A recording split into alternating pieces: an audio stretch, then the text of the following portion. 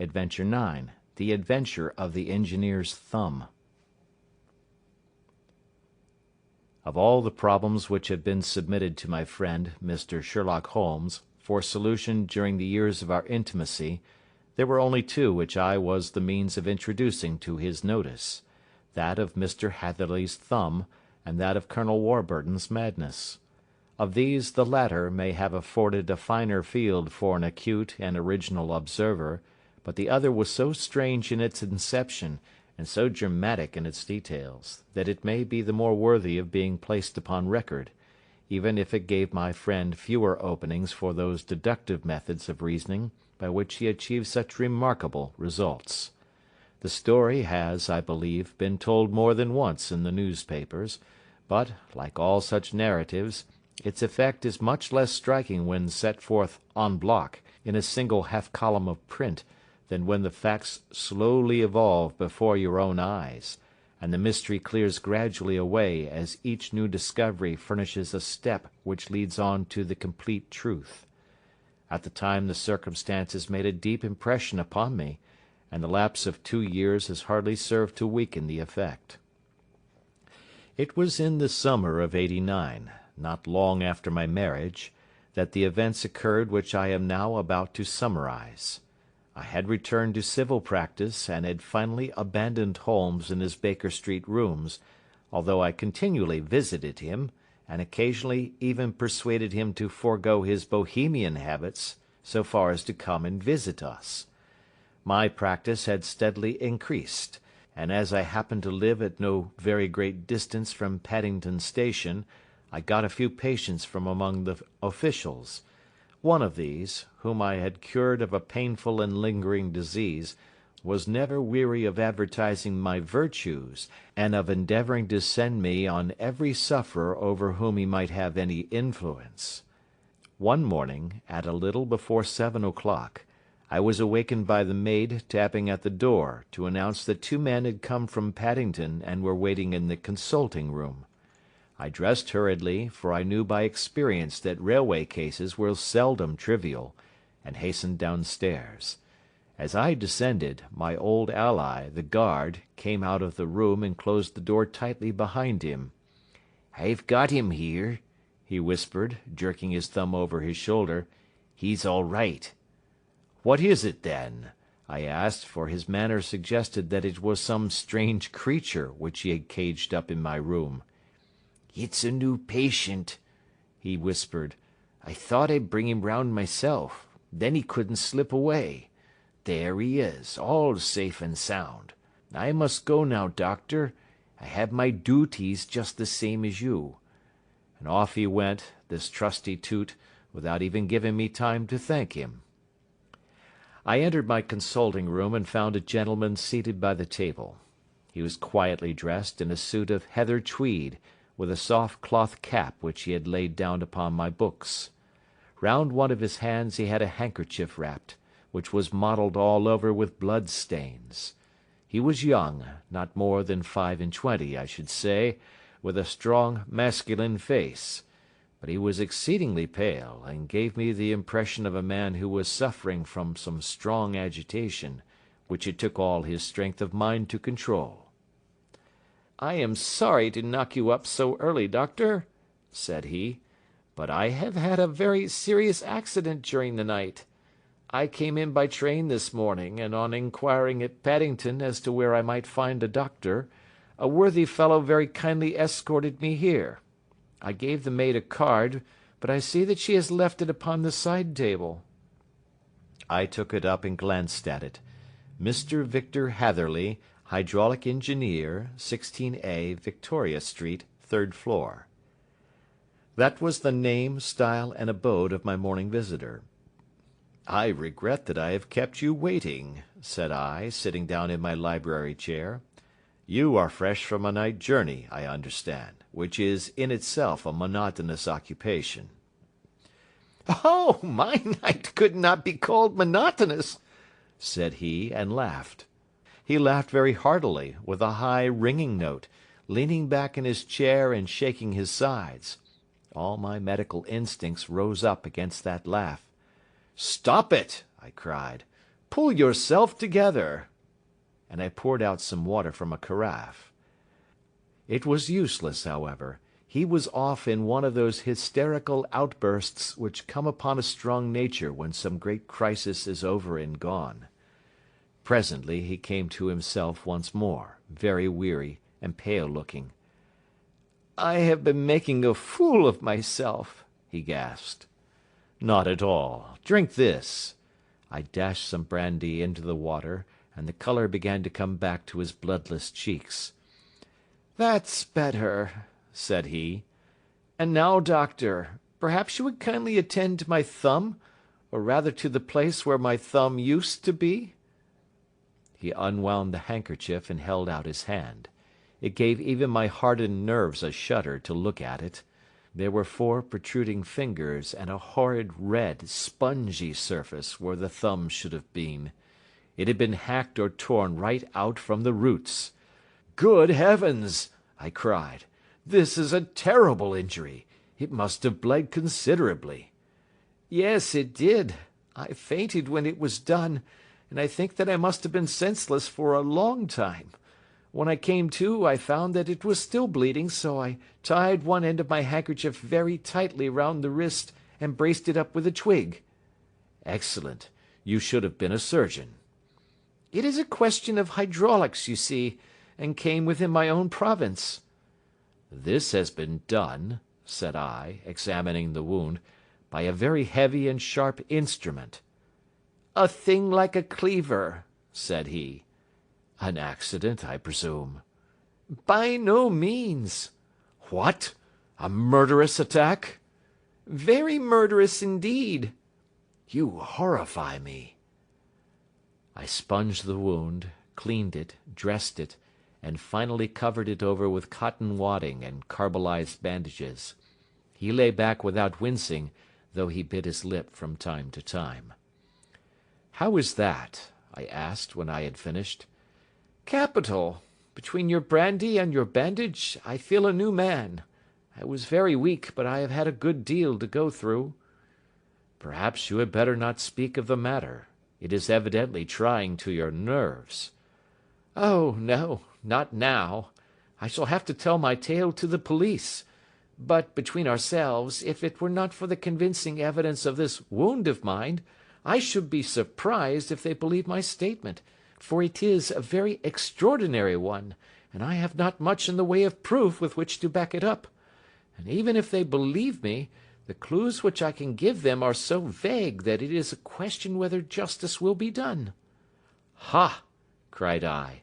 "If it is anything in the nature of a problem which you desire to see solved, I should strongly recommend you to come to my friend, Mr. Sherlock Holmes, before you go to the official police."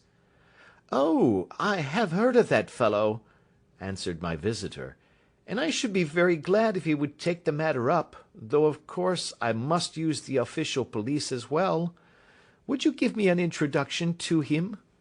"I'll do better. I'll take you round to him myself." "I should be immensely obliged to you." "We'll call a cab and go together. We shall just be in time to have a little breakfast with him. Do you feel equal to it?" "Yes.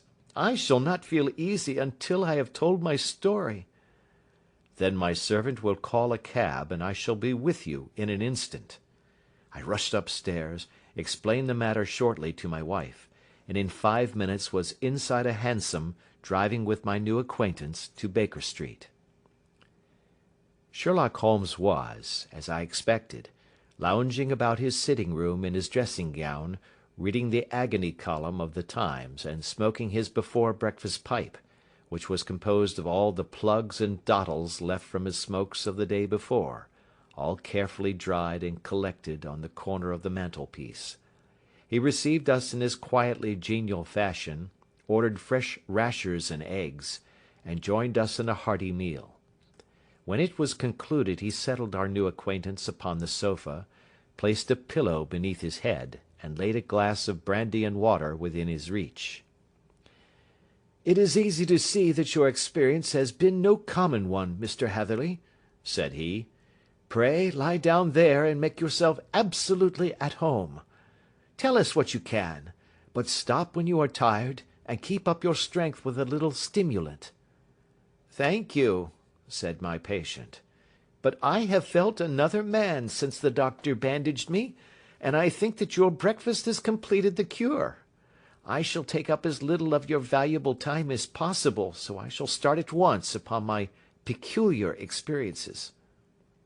Holmes sat in his big armchair with the weary, heavy-lidded expression which veiled his keen and eager nature, while I sat opposite to him, and we listened in silence to the strange story which our visitor detailed to us. "You must know," said he, "that I am an orphan and a bachelor, residing alone in lodgings in London. By profession I am a hydraulic engineer, and I have had considerable experience of my work during the 7 years that I was apprenticed to Venner and Matheson, the well-known firm of Greenwich. 2 years ago, having served my time, and having also come into a fair sum of money through my poor father's death, I determined to start in business for myself, and took professional chambers in Victoria Street. I suppose that everyone finds his first independent start in business a dreary experience. To me it has been exceptionally so. During 2 years I have had 3 consultations and 1 small job, and that is absolutely all that my profession has brought me. My gross takings amount to £27 10s. Every day, from 9 in the morning until 4 in the afternoon, I waited in my little den, until at last my heart began to sink, and I came to believe that I should never have any practice at all. Yesterday, however, just as I was thinking of leaving the office, my clerk entered to say there was a gentleman waiting, who wished to see me upon business. He brought up a card, too, with the name of Colonel Lysander Stark engraved upon it. Close at his heels came the colonel himself, a man rather over the middle size, but of an exceeding thinness. I do not think that I have ever seen so thin a man. His whole face sharpened away into nose and chin, and the skin of his cheeks was drawn quite tense over his outstanding bones. Yet this emaciation seemed to be his natural habit, and due to no disease, for his eye was bright, his step brisk, and his bearing assured. He was plainly but neatly dressed, and his age, I should judge, would be nearer 40 than 30. "Mr. Hatherley," said he, with something of a German accent, "you have been recommended to me, Mr. Hatherley, as being a man who is not only proficient in his profession, but is also discreet and capable of preserving a secret." I bowed, feeling as flattered as any young man would at such an address. "May I ask who it was who gave me so good a character?"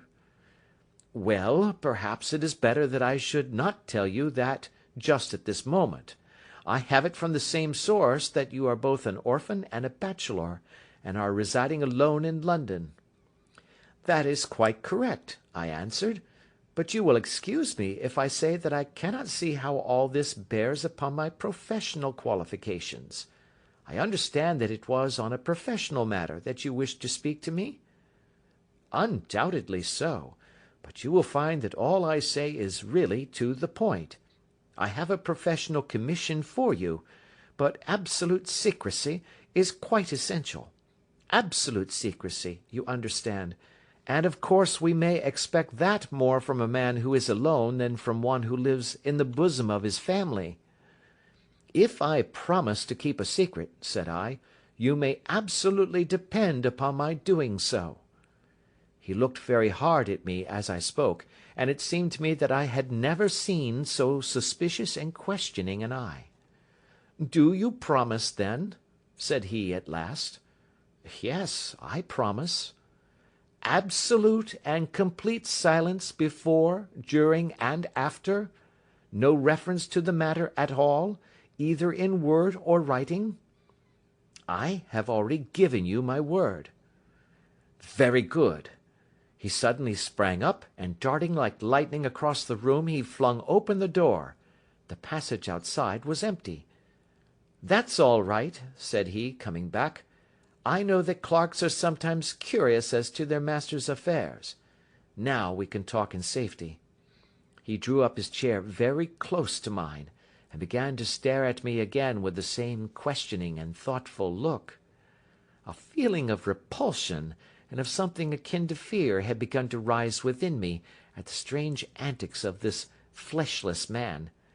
Even my dread of losing a client could not restrain me from showing my impatience. "I beg that you will state your business, sir," said I. "My time is of value." Heaven forgive me for that last sentence, but the words came to my lips. "How would 50 guineas for a night's work suit you?" he asked. "Most admirably."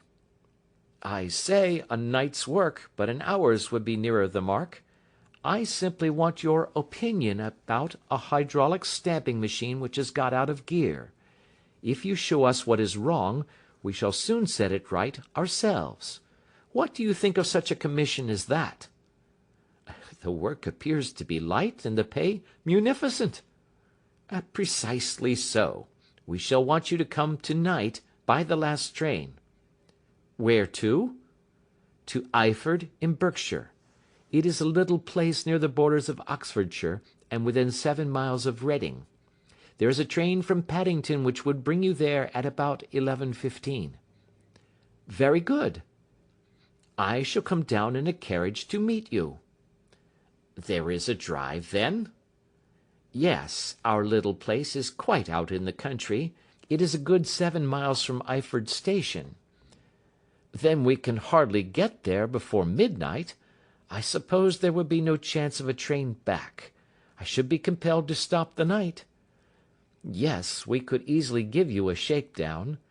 "That is very awkward. Could I not come at some more convenient hour?" "We have judged it best that you should come late. It is to recompense you for any inconvenience that we are paying to you, a young and unknown man, a fee which would buy an opinion from the very heads of your profession. Still, of course, if you would like to draw out of the business, there is plenty of time to do so." I thought of the 50 guineas, and of how useful they would be to me. "Not at all," said I. "I shall be very happy to accommodate myself to your wishes. I should like, however, to understand a little more clearly what it is that you wish me to do." "Quite so. It is very natural that the pledge of secrecy which we have exacted from you should have aroused your curiosity. I have no wish to commit you to anything without your having it all laid before you. I suppose that we are absolutely safe from eavesdroppers?" "Entirely." "Then the matter stands thus.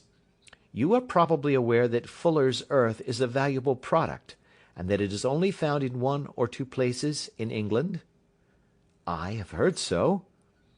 "Some little time ago I bought a small place, a very small place, within 10 miles of Reading. I was fortunate enough to discover that there was a deposit of Fuller's earth in one of my fields. On examining it, however, I found that this deposit was a comparatively small one, and that it formed a link between 2 very much larger ones upon the right and left, both of them, however, in the grounds of my neighbours. These good people were absolutely ignorant that their land contained that which was quite as valuable as a gold mine. Naturally, it was to my interest to buy their land before they discovered its true value, but unfortunately I had no capital by which I could do this. I took a few of my friends into the secret, however, and they suggested that we should quietly and secretly work our own little deposit, and that in this way we should earn the money which would enable us to buy the neighbouring fields. This we have now been doing for some time, and in order to help us in our operations we erected a hydraulic press. This press, as I have already explained, has got out of order, and we wish your advice upon the subject. We guard our secret very jealously, however, and if it once became known that we had hydraulic engineers coming to our little house, it would soon rouse inquiry, and then, if the facts came out, it would be good-bye to any chance of getting these fields and carrying out our plans. That is why I have made you promise me that you will not tell a human being that you are going to Eyford tonight. I hope that I make it all plain?" "I quite follow you," said I. "The only point which I could not quite understand was, what use you could make of a hydraulic press in excavating fuller's earth, which, as I understand, is dug out like gravel from a pit." "Ah," said he carelessly, "we have our own process. We compress the earth into bricks, so as to remove them without revealing what they are. But that is a mere detail. I have taken you fully into my confidence now, Mr. Hatherley, and I have shown you how I trust you." He rose as he spoke. "I shall expect you, then, at Eyford at 11:15. "I shall certainly be there." "And not a word to a soul." He looked at me with a last long, questioning gaze, and then, pressing my hand in a cold, dank grasp, he hurried from the room. Well, when I came to think it all over in cool blood, I was very much astonished, as you may both think, at this sudden commission which has been entrusted to me. On the one hand, of course, I was glad, for the fee was at least tenfold what I should have asked had I set a price upon my own services, and it was possible that this order might lead to other ones. On the other hand, the face and manner of my patron had made an unpleasant impression upon me, and I could not think that his explanation of the fuller's earth was sufficient to explain the necessity of my coming at midnight, and his extreme anxiety lest I should tell any one of my errand. However, I threw all fears to the winds, ate a hearty supper, drove to Paddington, and started off, having obeyed to the letter the injunction as to holding my tongue. At Reading I had to change not only my carriage but my station. However, I was in time for the last train to Eyford, and I reached the little dim-lit station after 11 o'clock. I was the only passenger who got out there, and there was no one upon the platform save a single sleepy porter with a lantern. As I passed out through the wicket gate, however, I found my acquaintance of the morning waiting in the shadow upon the other side. Without a word he grasped my arm and hurried me into a carriage, the door of which was standing open. He drew up the windows on either side, tapped on the woodwork, and away we went as fast as the horse could go. "One horse?" interjected Holmes. "Yes, only one." "Did you observe the colour?" "Yes, I saw it by the side lights when I was stepping into the carriage. It was a chestnut." "Tired looking or fresh?" "Oh, fresh and glossy." "Thank you. I am sorry to have interrupted you. Pray continue your most interesting statement." "Away we went then, and we drove for at least an hour. Colonel Lysander Stark had said that it was only 7 miles, but I should think, from the rate that we seemed to go, and from the time that we took, that it must have been nearer 12. He sat at my side in silence all the time, and I was aware, more than once when I glanced in his direction, that he was looking at me with great intensity. The country road seemed to be not very good in that part of the world, for we lurched and jolted terribly. I tried to look out of the windows to see something of where we were, but they were made of frosted glass, and I could make out nothing save the occasional bright blur of a passing light. Now and then I hazarded some remark to break the monotony of the journey, but the colonel answered only in monosyllables, and the conversation soon flagged. At last, however, the bumping of the road was exchanged for the crisp smoothness of a gravel drive, and the carriage came to a stand. Colonel Lysander Stark sprang out, and, as I followed after him, pulled me swiftly into a porch which gaped in front of us. We stepped, as it were, right out of the carriage and into the hall, so that I failed to catch the most fleeting glance of the front of the house. The instant that I had crossed the threshold the door slammed heavily behind us, and I heard faintly the rattle of the wheels as the carriage drove away. It was pitch dark inside the house, and the colonel fumbled about looking for matches and muttering under his breath. Suddenly a door opened at the other end of the passage, and a long, golden bar of light shot out in our direction. It grew broader, and a woman appeared with a lamp in her hand, which she held above her head, pushing her face forward and peering at us. I could see that she was pretty, and from the gloss with which the light shone upon her dark dress, I knew that it was a rich material.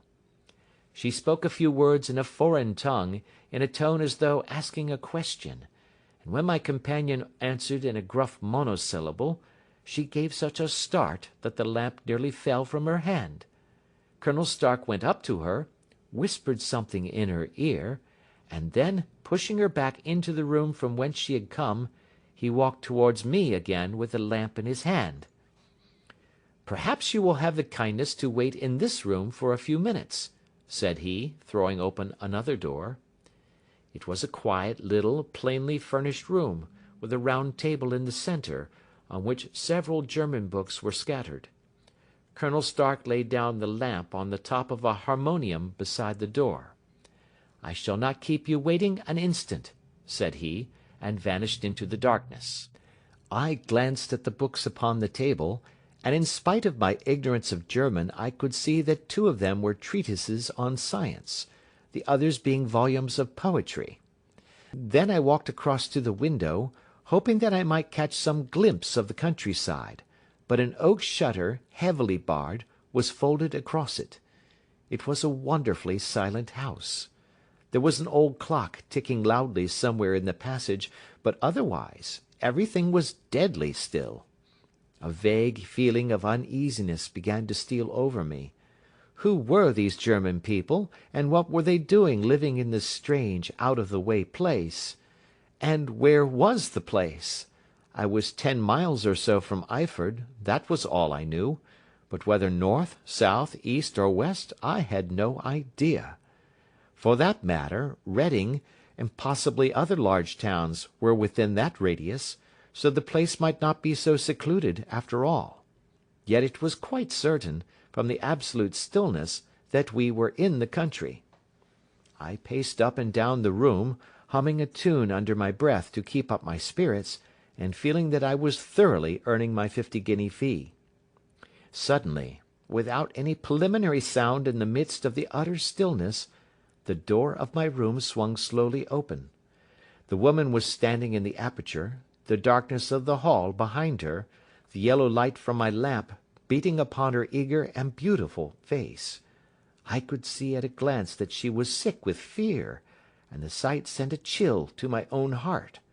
She held up one shaking finger to warn me to be silent, and she shot a few whispered words of broken English at me, her eyes glancing back, like those of a frightened horse, into the gloom behind her. "I would go," said she, trying hard, as it seemed to me, to speak calmly. "I would go. I should not stay here. There is no good for you to do." "But, madam," said I have not yet done what I came for. I cannot possibly leave until I have seen the machine." "It is not worth your while to wait," she went on. "You can pass through the door, no one hinders." And then, seeing that I smiled and shook my head, she suddenly threw aside her constraint and made a step forward, with her hands wrung together. "For the love of heaven," she whispered, "get away from here before it is too late." But I am somewhat headstrong by nature, and the more ready to engage in an affair when there is some obstacle in the way. I thought of my 50-guinea fee, of my wearisome journey, and of the unpleasant night which seemed to be before me. Was it all to go for nothing? Why should I slink away without having carried out my commission, and without the payment which was my due? This woman might, for all I knew, be a monomaniac. With a stout bearing, therefore, though her manner had shaken me more than I cared to confess, I still shook my head, and declared my intention of remaining where I was. She was about to renew her entreaties, when a door slammed overhead, and the sound of several footsteps was heard upon the stairs. She listened for an instant, threw up her hands with a despairing gesture, and vanished as suddenly and as noiselessly as she had come. The newcomers were Colonel Lysander Stark and a short, thick man with a chinchilla beard growing out of the creases of his double chin, who was introduced to me as Mr. Ferguson. "This is my secretary and manager," said the colonel. "By the way, I was under the impression that I left this door shut just now. I fear that you have felt the draught." "On the contrary," said I opened the door myself because I felt the room to be a little close." He shot one of his suspicious looks at me. "Perhaps we had better proceed to business, then," said he. "Mr. Ferguson and I will take you up to see the machine." "I had better put my hat on, I suppose." "Oh, no, it is in the house." "What? You dig fuller's earth in the house?" "No, no, this is only where we compress it. But never mind that. All we wish you to do is to examine the machine, and to let us know what is wrong with it." We went upstairs together, the colonel first with the lamp, the fat manager and I behind him. It was a labyrinth of an old house, with corridors, passages, narrow winding staircases, and little low doors, the thresholds of which were hollowed out by the generations who had crossed them. There were no carpets, and no signs of any furniture above the ground floor, while the plaster was peeling off the walls, and the damp was breaking through in green, unhealthy blotches. I tried to put on as unconcerned an air as possible, but I had not forgotten the warnings of the lady, even though I disregarded them, and I kept a keen eye upon my two companions. Ferguson appeared to be a morose and silent man, but I could see from the little that he said that he was at least a fellow countryman. Colonel Lysander Stark stopped at last before a low door, which he unlocked. Within was a small square room, in which the three of us could hardly get at one time. Ferguson remained outside, and the colonel ushered me in. "We are now," said he, "actually within the hydraulic press, and it would be a particularly unpleasant thing for us if anyone were to turn it on. The ceiling of this small chamber is really the end of the descending piston, and it comes down with the force of many tons upon this metal floor. There are small lateral columns of water outside which receive the force, and which transmit and multiply it in the manner which is familiar to you. The machine goes readily enough, but there is some stiffness in the working of it, and it has lost a little of its force. Perhaps you will have the goodness to look it over, and to show us how we can set it right." I took the lamp from him, and I examined the machine very thoroughly. It was, indeed, a gigantic one, and capable of exercising enormous pressure. When I passed outside, however, and pressed down the levers which controlled it, I knew at once by the whishing sound that there was a slight leakage, which allowed a regurgitation of water through one of the side cylinders. An examination showed that one of the india rubber bands which was round the head of a driving rod had shrunk so as to not quite fill the socket along which it worked. This was clearly the cause of the loss of power, and I pointed it out to my companions, who followed my remarks very carefully, and asked several practical questions as to how they should proceed to set it right. When I had made it clear to them, I returned to the main chamber of the machine, and took a good look at it to satisfy my own curiosity. It was obvious at a glance that the story of the fuller's earth was the merest fabrication, for it would be absurd to suppose that so powerful an engine could be designed for so inadequate a purpose.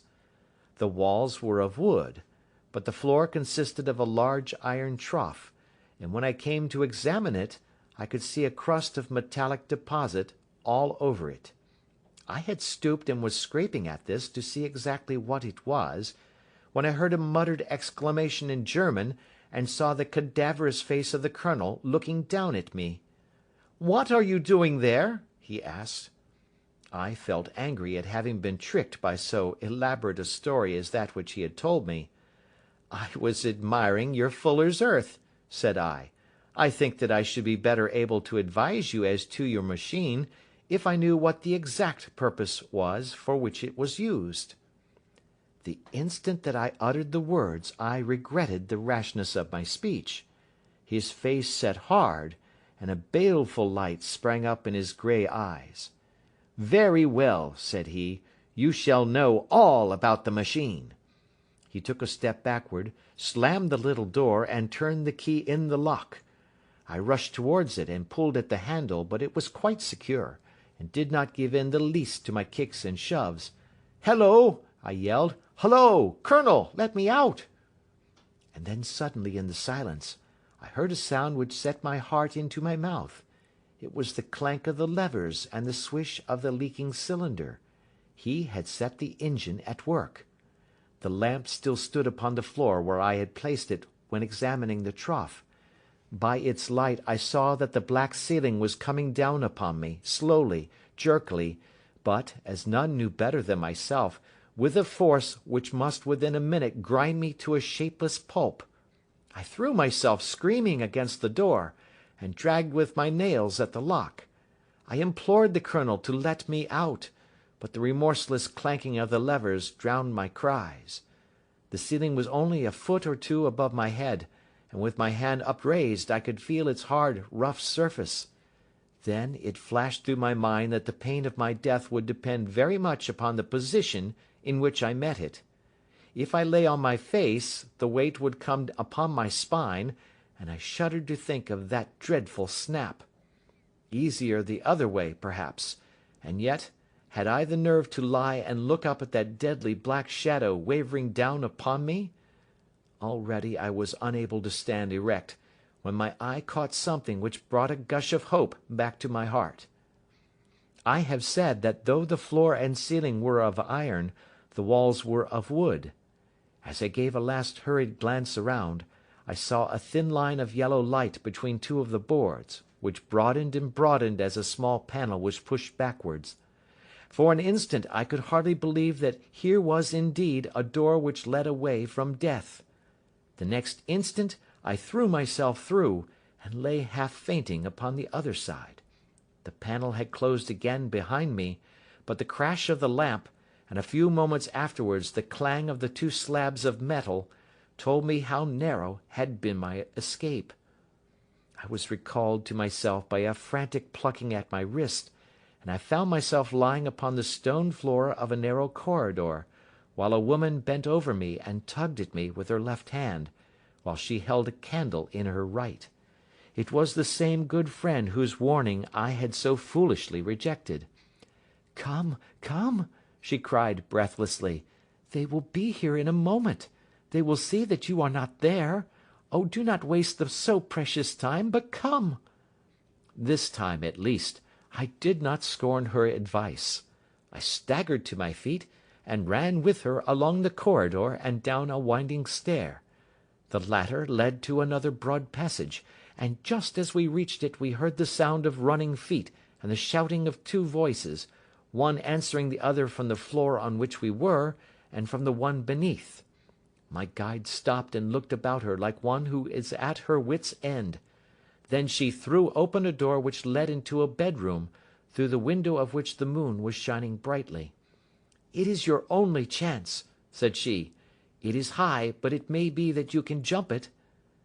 As she spoke, a light sprang into view at the further end of the passage, and I saw the lean figure of Colonel Lysander Stark rushing forward with a lantern in one hand and a weapon like a butcher's cleaver in the other.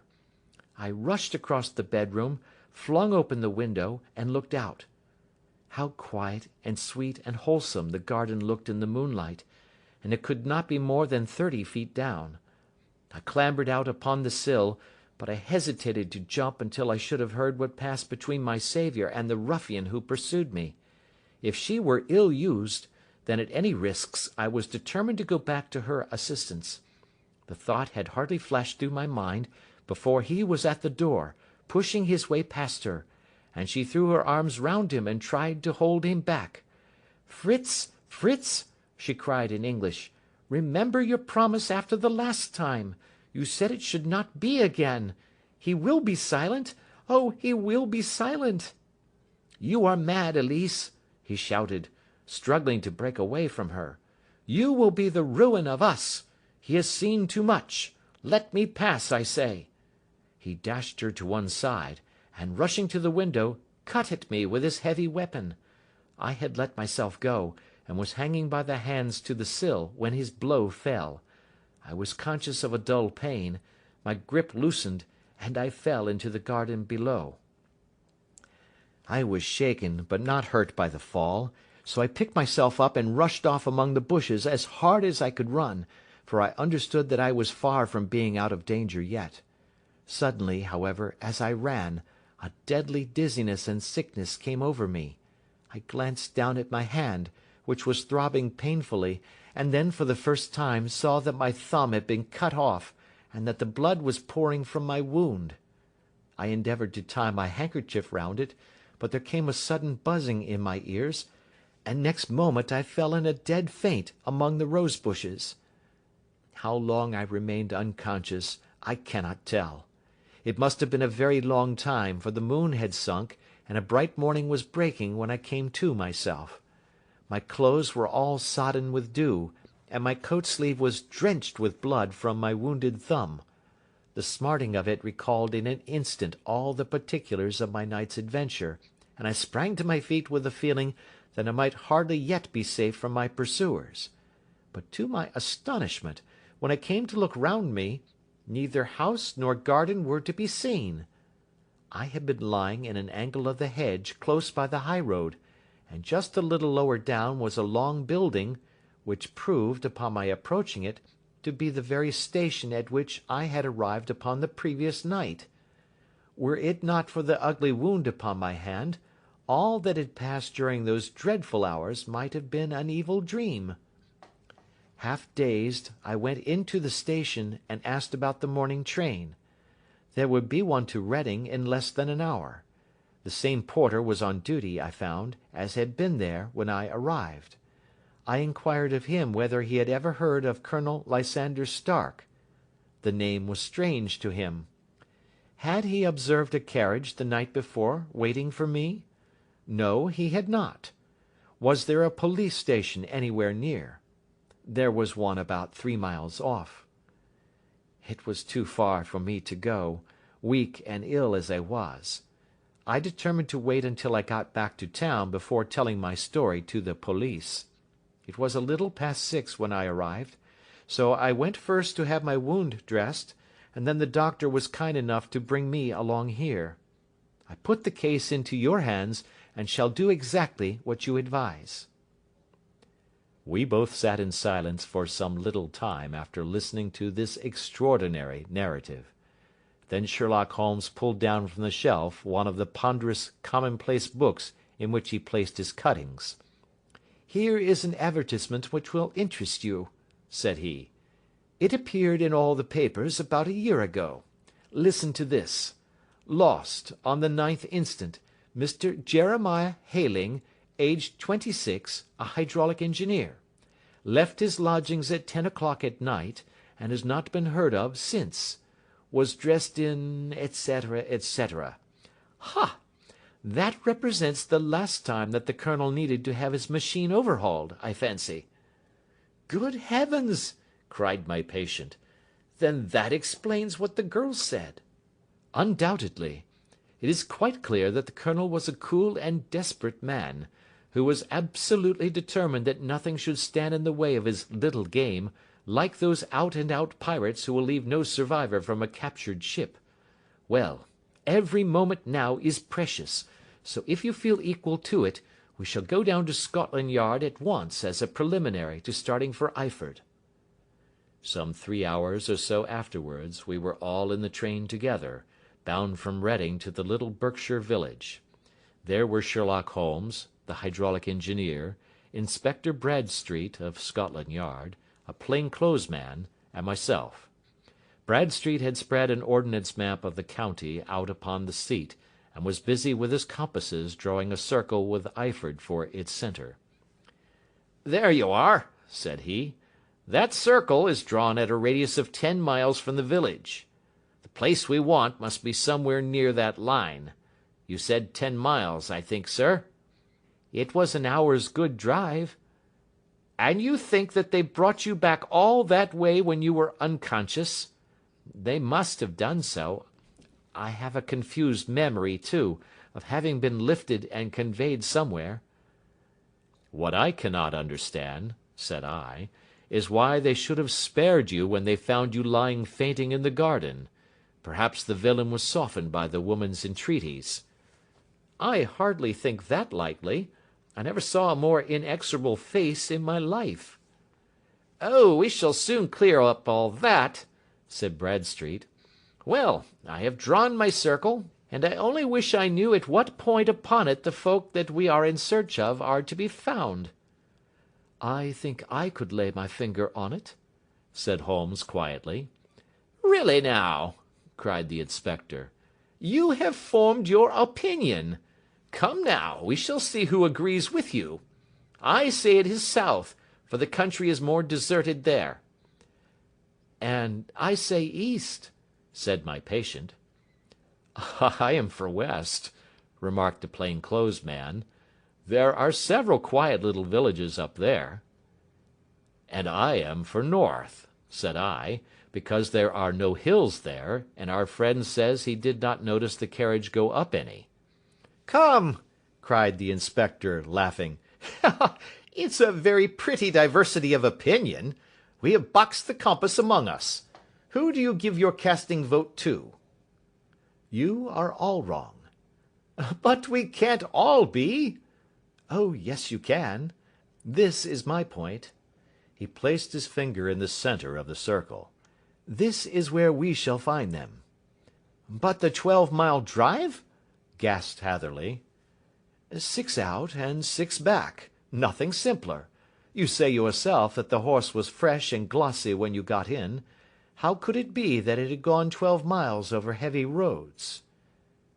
Indeed, it is a likely ruse enough, observed Bradstreet thoughtfully. Of course, there can be no doubt as to the nature of this gang. None at all, said Holmes.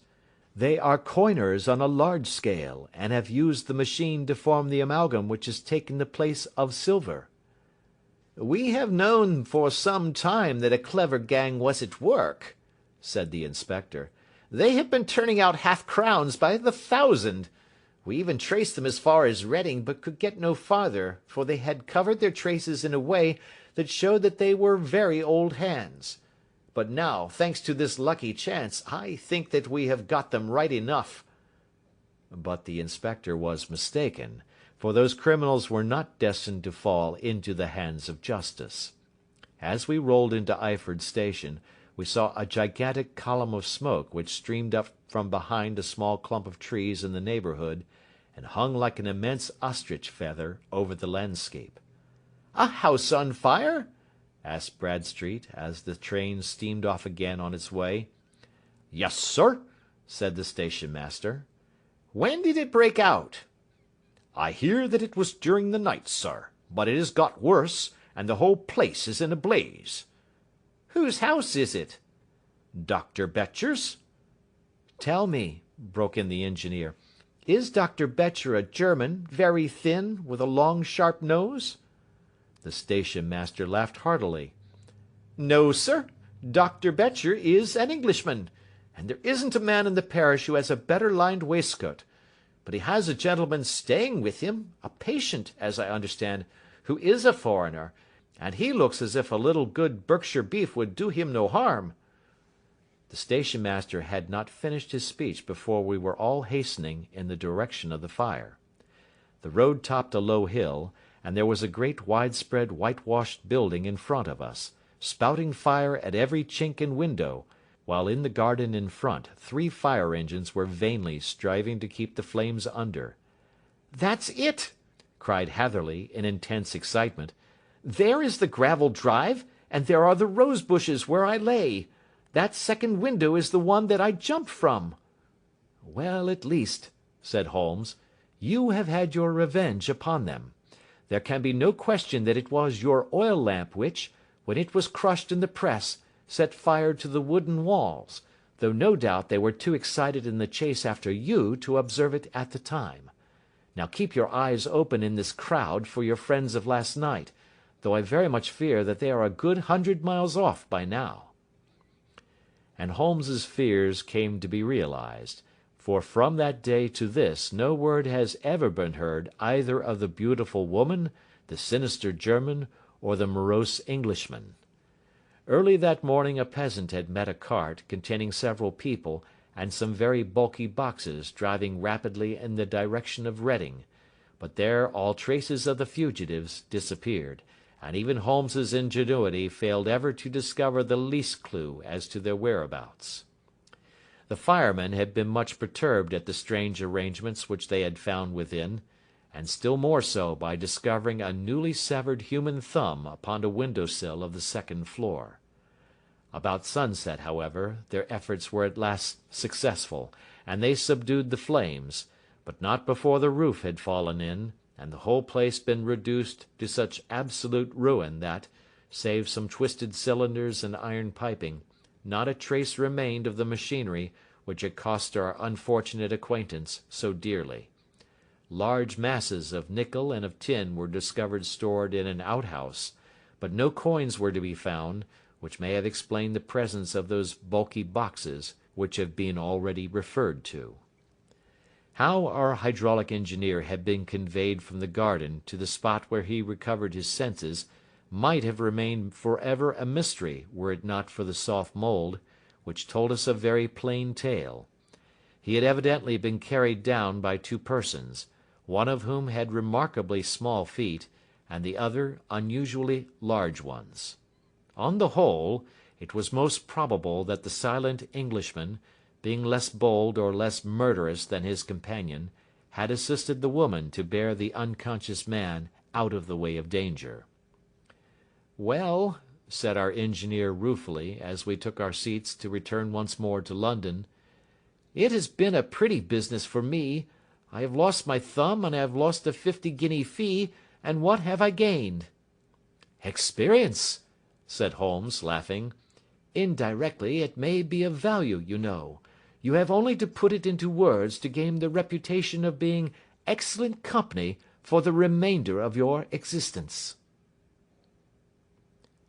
End of Adventure 9.